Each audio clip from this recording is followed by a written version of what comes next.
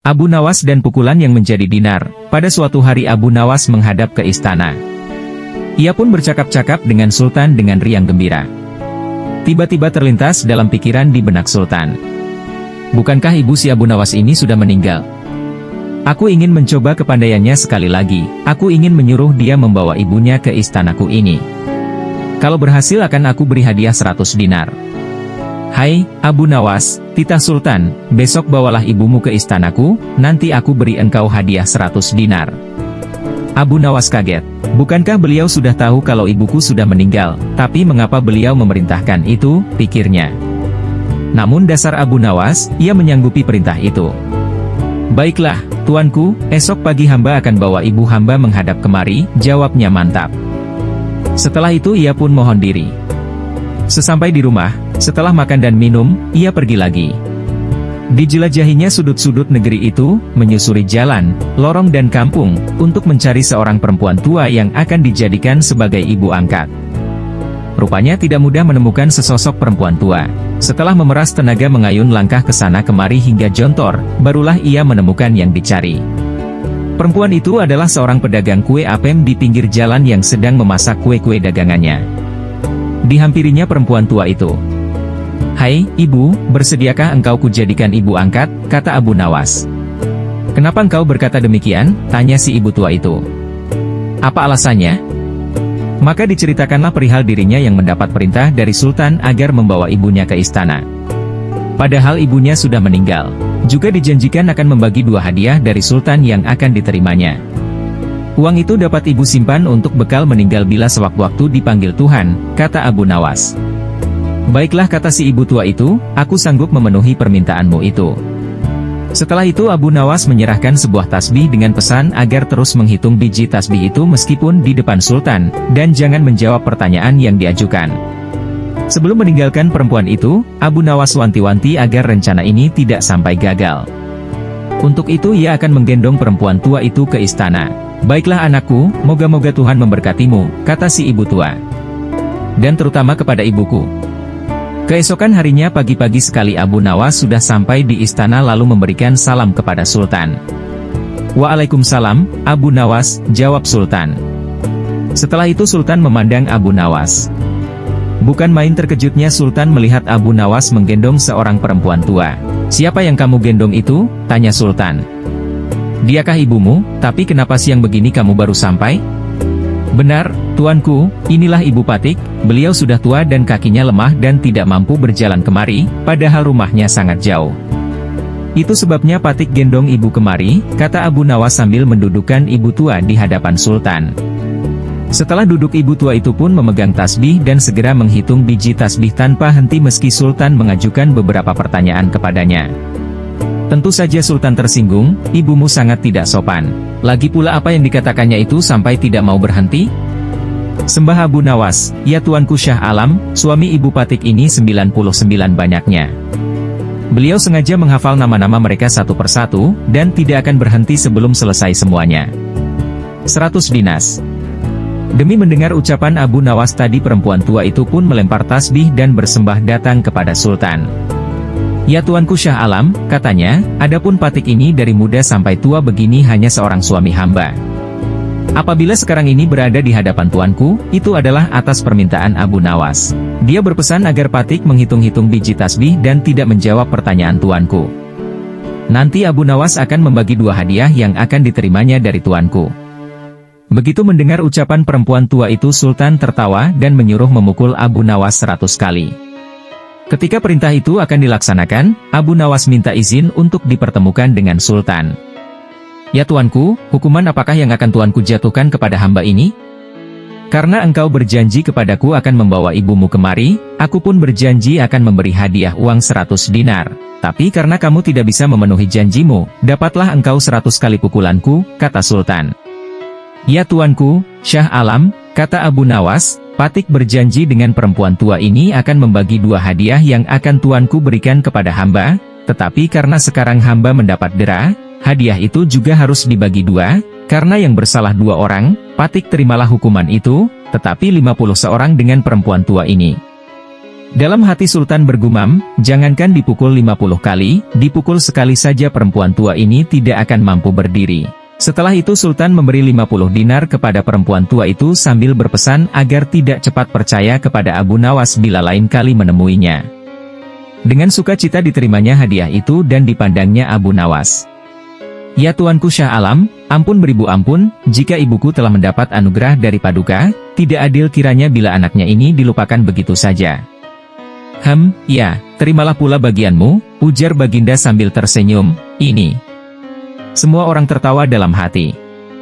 Setelah Abu Nawas bermohon diri pulang ke rumah, demikian pula perempuan tua itu dan semua yang hadir di Balairung, dengan perasaan masing-masing.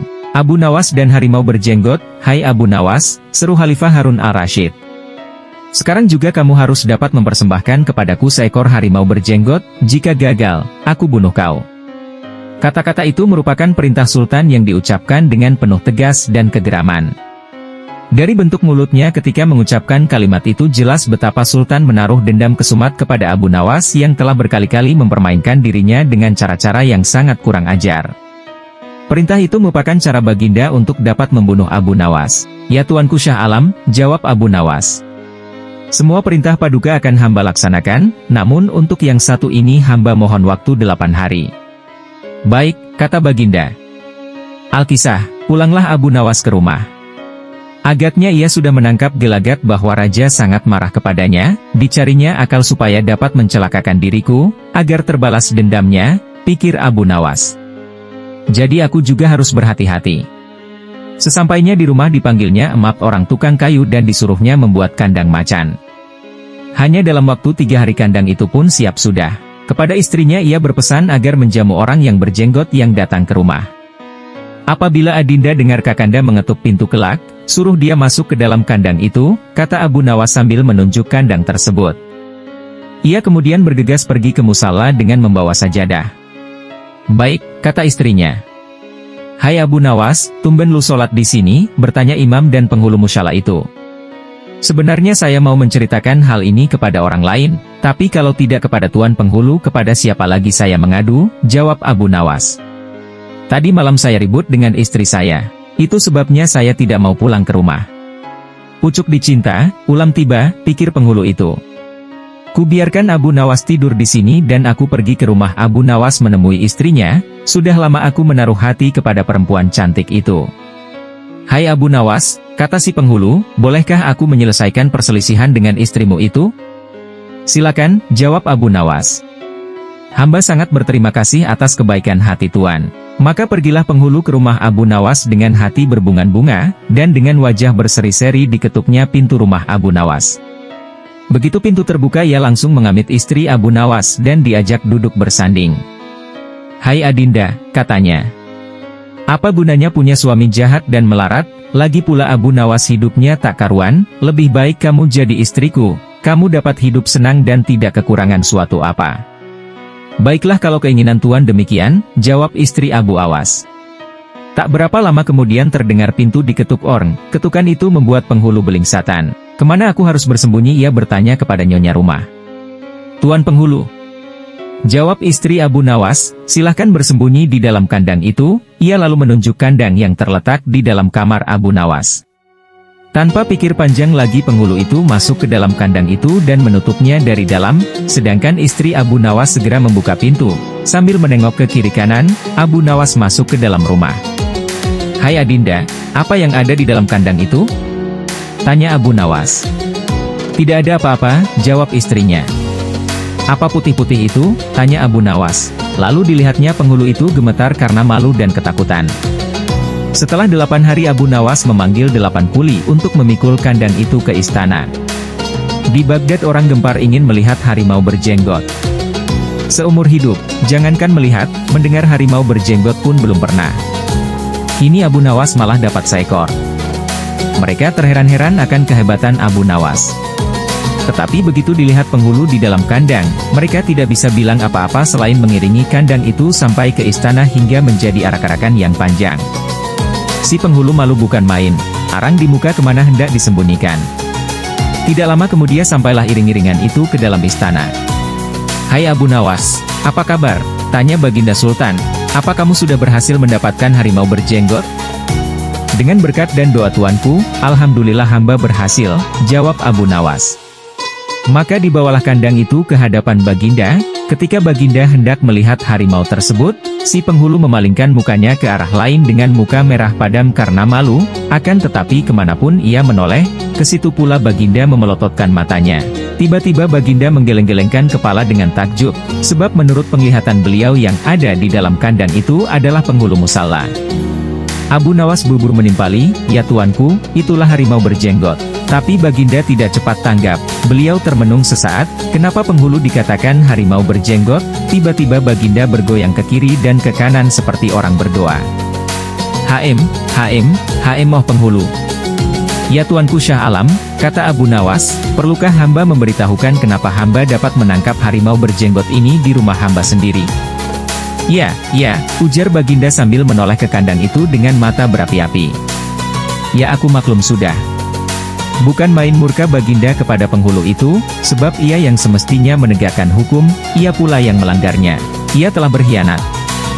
Baginda segera memerintahkan punggawa mengeluarkan penghulu dari kandang dan diarak keliling pasar setelah sebelumnya dicukur segi 4, agar diketahui oleh seluruh rakyat betapa aibnya orang yang berkhianat.